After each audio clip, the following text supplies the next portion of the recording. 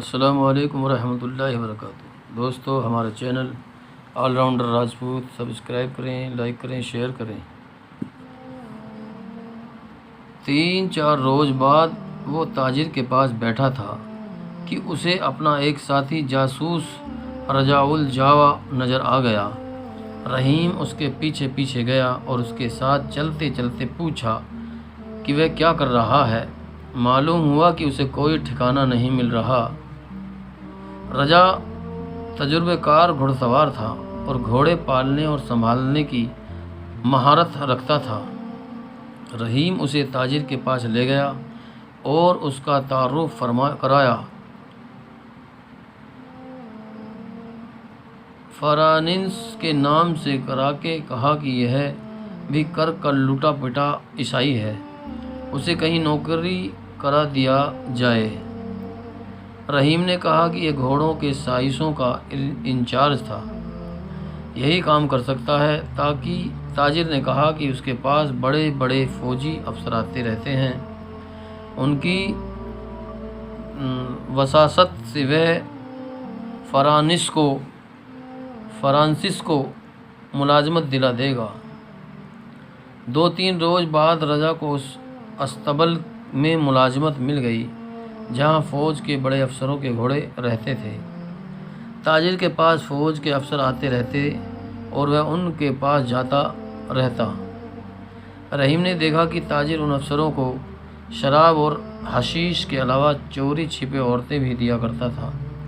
اس طرح اس نے ان سب کو اپنی مٹھی میں لے رکھا تھا۔ رحیم تاجر کو صلاح الدین ایوبی اور نور الدین جنگی کے خلاف بھڑکاتا رہتا تھا اور اس خواہش کا اظہار کرتا تھا کہ صلیبی فوج پورے عرب اور مصر پر قابض ہو جائیں اور کوئی مسلمان زندہ نہ رہے۔ اس خواہش میں وہ بعض اوقات اتنا بے تاب اور بے قابو نظر آتا تھا جیسے انقرہ کے مسلمانوں کا خون پی لے گا۔ تاجر اسے تسلی دیتا رہتا تھا کہ صلیبی فوج اس کی خواہش پوری کر دے گی۔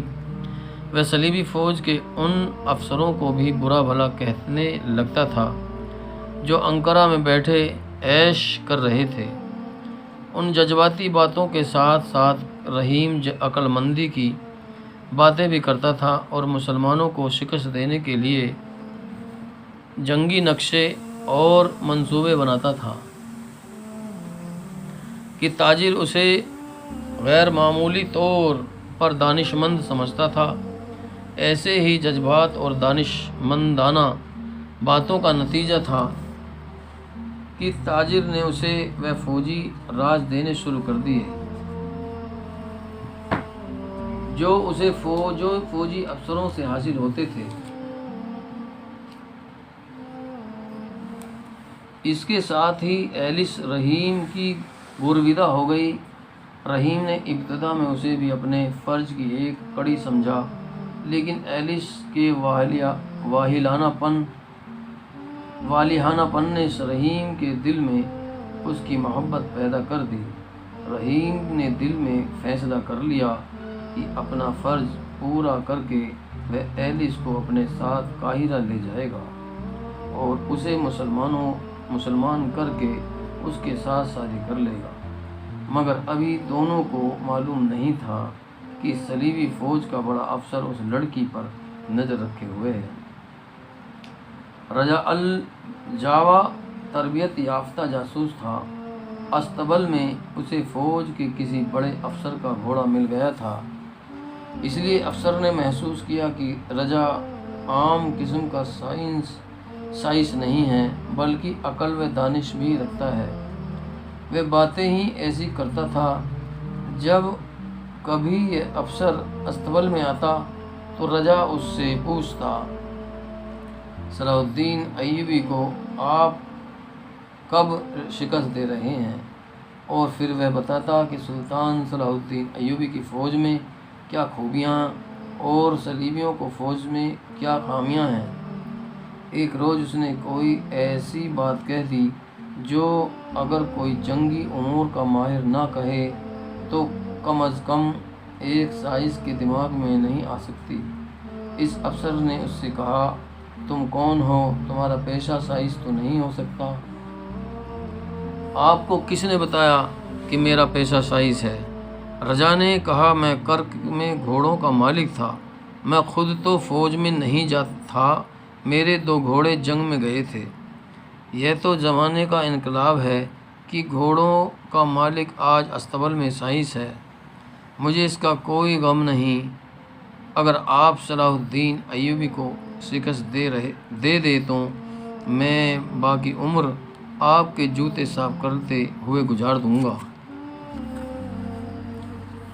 صلاح الدین ایوبی کی قسمت میں شکست لکھ دی گئی ہے، فرانسس، اس نے رجا سے کہا۔ لیکن کیسے؟ رجا نے کہا، اگر ہمارے بادشاہوں نے کرک اور شبک پر حملہ کیا اور مسلمانوں کو اس طرح محاصرے میں لے کر شکست دینے کی کوشش کی جس طرح انہوں نے ہمیں محاصرے میں لیا تھا، تو آپ کامیاب نہیں ہوں گے۔ صلاح الدین ایوبی اور نور الدین جنگی جنگ کے استاد ہیں۔ صلاح الدین ایوبی، نور الدین جنگی، میں نے سنا ہے کہ انہوں نے ہماری فوج کے قلعوں سے دور روکنے کا اہتمام کر رکھا ہے۔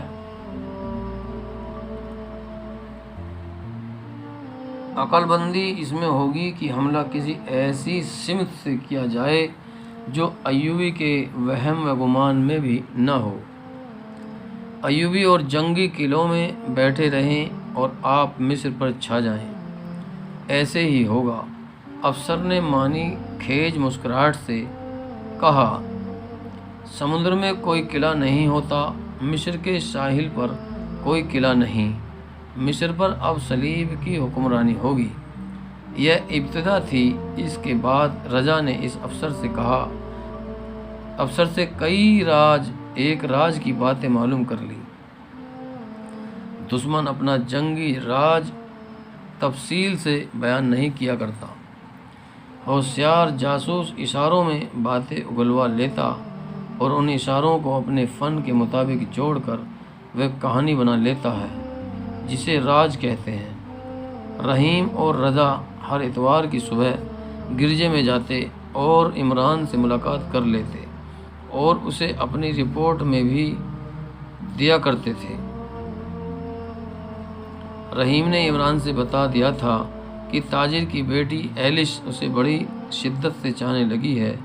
عمران نے اسے کہا کہ وہ اس کی محبت ٹھکرائے نہیں ورنہ اسے اس جگہ سے نکال دیا جائے گا، اور یہ احتیاط بھی کرے کہ اس کی محبت میں ہی نہ گم ہو جائے۔ مگر رحیم ایلس کے حسن جوانی میں گم ہوتا چلا جا رہا تھا۔ لڑکی نے اسے یہ بھی کہہ دیا تھا کہ ان کی شادی صرف اس صورت میں ہو سکتی ہے کہ وہ انقارہ سے بھاگ چلے، کیونکہ کوئی فوجی افسر لڑکی کے باپ کے ساتھ دوستانہ گانٹھ رہا تھا۔ رحیم نے عمران کو یہ صورتحال بتائی۔ عمران نے پادری کا قرب اور اعتماد اس حد تک حاصل کر لیا تھا کہ اس کا ہمراز درباری بن گیا تھا۔ وہ پادری سے ایسے سوال پوچھتا تھا جن میں ذہانت کی پختگی اور علم کی تشنگی تھی۔ پادری اپنے فراغت کے اوقات میں اسے مذہب کے سبق دیا کرتا تھا۔ وہ عمران کو جب یہ ذہن نشین کر رہا تھا کہ عیسائیت کا یہ فرض ہے کہ وہ ارض سے اسلام کا وجود ختم کیا جائے، اس مقصد کے لیے جنگ کی جائے اور جو بھی ذریعہ کامیاب ہو سکتا ہے استعمال کیا جائے۔ ضروری نہیں کہ مسلمانوں کو قتل کیا جائے، انہیں ہر ذریعے سے عیسائیت میں لانے کی کوشش کی جائے۔ اگر وہ عیسائیت قبول نہ کرے تو ان کے ذہنوں میں سے اسلام بھی نکال دیا جائے۔ اس کا طریقہ یہ ہے کہ ان میں بدی کا بیج بو دیا جائے۔ اس کا ایک طریقہ یہ ہے کہ اپنی عورتوں کو استعمال کیا جائے۔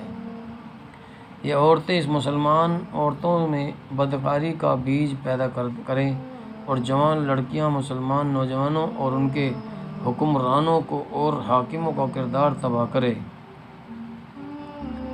چونکہ یہودی بھی مسلمانوں کے دشمن ہیں اور اپنی عورتوں کو استعمال کرتے ہیں، اس لیے مسلمانوں کی تباہ کاری کے لیے یہودی عورتوں کو استعمال کیا جا سکتا ہے۔ مقصد یہ سامنے رکھا جائے کہ مسلمانوں کا نام و نشان مٹانا ہے، پھر ہر طریقے اختیار کیے جائیں، وہ خواہ دوسروں کی نظر میں ناجائز، ظالمانہ اور شرمناک ہی کیوں نہ ہو۔ عمران پادری سے ایسی باتیں سنتا اور اطمینان کا اظہار کرتا رہتا تھا۔ وہاں فوجی افسر اور حکومت کے افسر بھی آتے رہتے تھے۔ ان دنوں چونکہ صلیبیوں کو یکے بعد دیگرے 2 میدانوں سے شکست کھا کر بھاگنا پڑ رہا تھا، اس لیے انقرہ میں ہر کسی کی زبان پر یہی سوال تھا کہ جوابی حملہ کب کیا جائے گا۔